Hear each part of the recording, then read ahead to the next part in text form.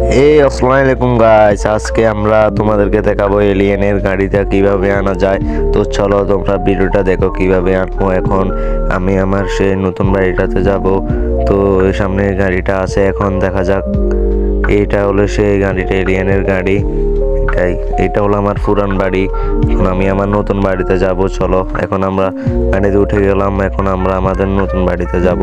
আমরা এখন রওনা দিয়ে দিয়েছি, আমরা এখন আমাদের নতুন বাড়িতে যাওয়ার জন্য আমরা এয়ারপোর্টে পৌঁছে দিয়ে যাচ্ছি। তো গাইস, তোমাদের পরের ভিডিওতে তোমরা কমেন্ট করো আর কি কি কোড লাগবে। আমার কাছে সব ধরনের কোড আছে।